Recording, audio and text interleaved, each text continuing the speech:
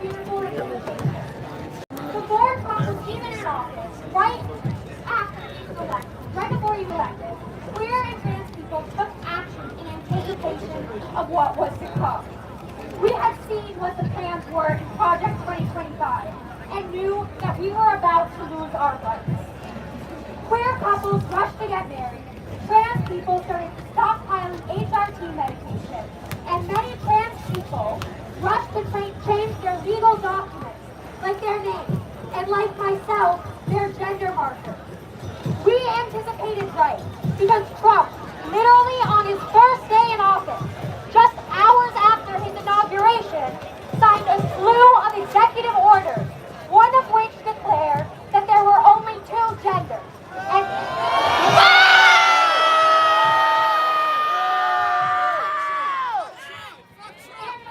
the option of X gender markers from passports.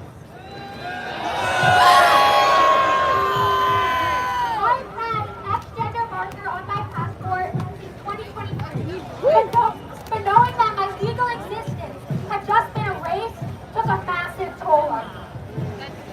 Trump signed that executive order on a Monday, and the next day, on Tuesday, I had an algebra midterm.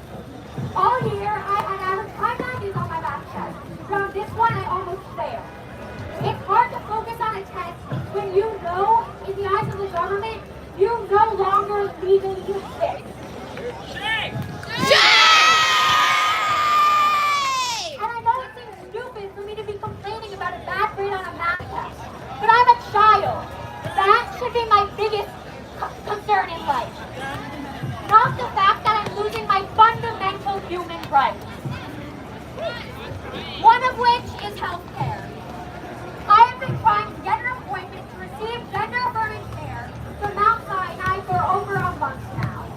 We called to make an appointment, and they said they would call back with a date by Friday. From then on, I was filled with anticipation, excited for that call. Every day, I would come home from school and immediately ask my dad if they had called yet. Friday finally came around, and they had not called. So we called them back, and they said they would call back by next Friday, and then the next Friday, and then the next. But this runaround continued for 5 weeks, me anxiously waiting for that call. It took them over a month to even send me initial intake paperwork to see if I even qualified.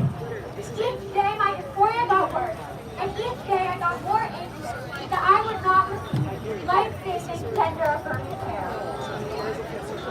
Back right after Trump was elected, I made appointments to get both my state ID and birth certificate changed to have an X gender marker. For my state ID, I was able to walk in and do it. And funny enough, it arrived in the mail the day after Trump's executive order declaring that the X gender marker was no longer an option.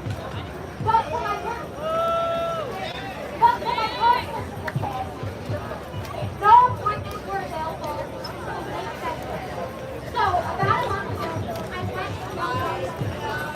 Once I was handed in, I asked how long it would take to arrive. The worker told me that you would like fine. So it looks like New York State government is taking action in order to protect trans individuals from the threat of the federal government.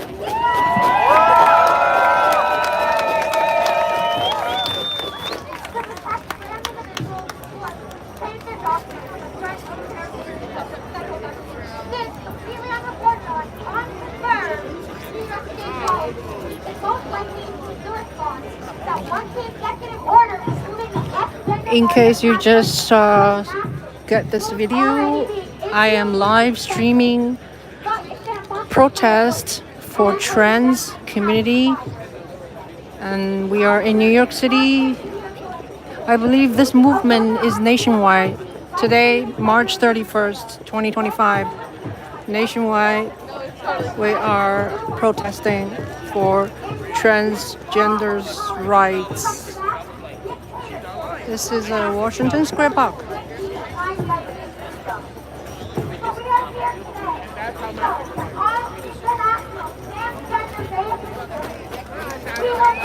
can do that!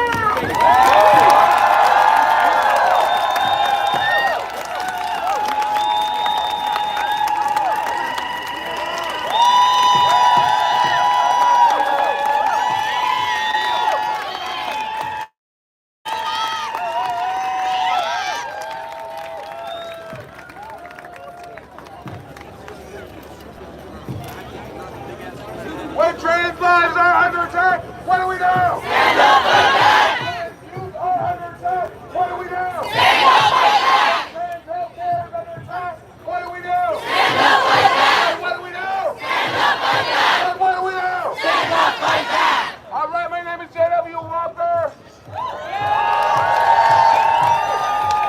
I'm here to speak on behalf of Gays Against Guns. I'm here as a cisgender gay ally of the trans community. I'm honored to be here in this company. I met Lorelai, 2 months ago now, I did that, like February. And I have been amazed at the power and the strength of this young person. And I know that trans and non-binary and gender non-conforming kids, with that power, with that bravery, with that sense of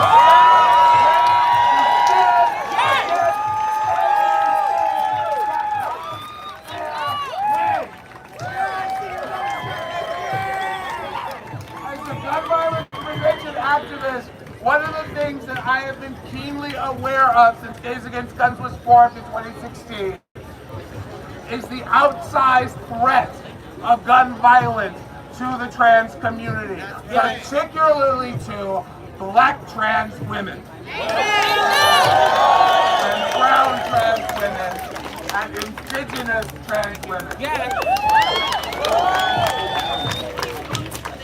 What we have to understand is that gun violence threat is in many ways no different than the threat that our trans, non-binary, gender non-conforming communities are facing from this Trump administration, from this Christo-fascist, Christian nationalist, violently bigoted administration. It's all the same. They go after the people that they see as being the most vulnerable, the weakest, the people that they perceive as being able to be easily thrown away. That's right.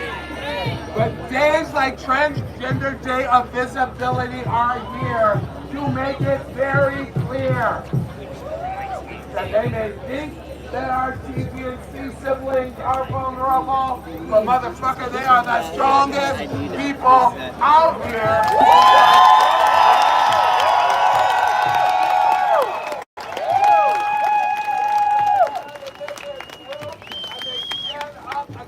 Insurmountable odds to walk in truth and love and respect and beauty, and we honor them on this day for that. I honor every transgender person, every gender non-conforming person, every non-binary person who lives here. You are loved, you are safe with me, you are safe in me.